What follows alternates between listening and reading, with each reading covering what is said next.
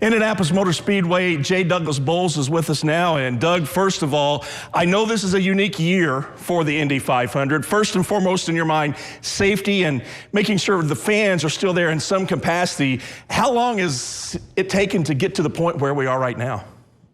Well, 2020 has been a strange year for all of us. And for us, we've really since March, when we moved the Indy 500 from its normal Memorial Day Sunday to the August 23rd date, we've been trying to think through how are we going to run the race? Are we going to run it inside of a world that's still dealing with COVID? Was COVID going to pass? And obviously we know that the latter is not the case. So we've been really working hard for the last 2 months on the plan that we outlined today. And the biggest piece is we just want to do it in a responsible way, not just for the fans that come here, but for the communities where the fans come from. So when those folks go back, that people feel comfortable. We've done everything we can here at the Speedway to keep everybody safe. Just a few weeks ago, I believe the original plan was for 50% capacity. Now we're right at 25% capacity. What has changed over the last few weeks?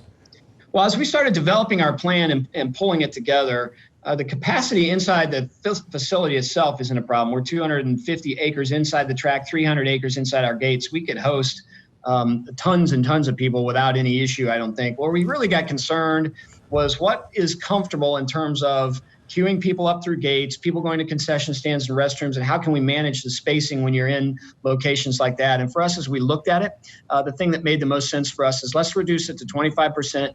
Makes it a lot easier to handle things when you're not in your seat watching the race. So that's really how we landed on that 25%.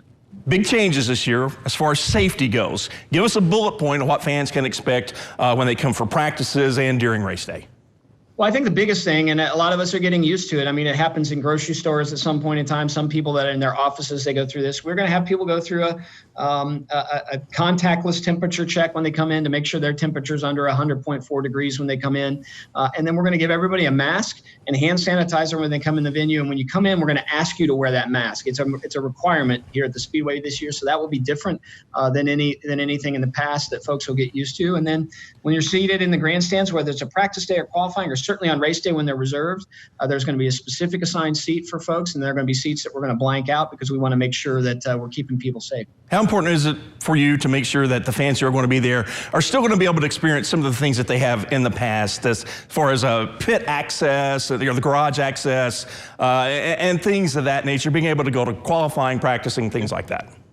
Well, we moved to August from May because we knew that we could put in as many of the days that people are used to in May. We wanted to feel as close to a 500 as possible. And that's before we knew that we were going to be under these restrictions we have now. But we still are going to have those practice days, still are going to have qualifying. It's important for fans to be able to come out. Some fans, their only tradition every year is coming to a practice or qualifying day. They don't even go to the race day. So giving folks that opportunity to do that for us was really important. For those folks that have our what we call a bronze and silver badge that give you access in the pits or garage, we're going to continue to do those. Limited number this year than we've had in the past. We're not going to make it as readily available. And then on race day and qualifying, there'll be a little bit of a limited access points and areas that folks can't go in order to sort of thin out the number of people that are in those areas, because they could tend, especially on those days, to get a little bit congested.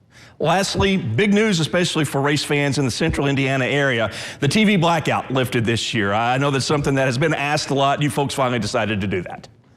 Well, you know, everybody in Indiana, we've been talking about it being in this together. And for us to really honestly say we're in this together, we felt like the right thing to do was allow that broadcast to be run live in the market when the race is running here, and it normally is delayed to later in the evening.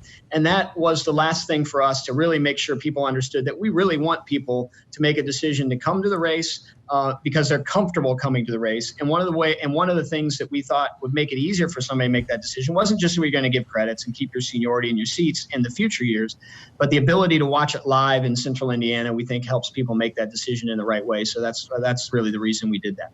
That is Indianapolis Motor Speedway President J. Douglas Boles.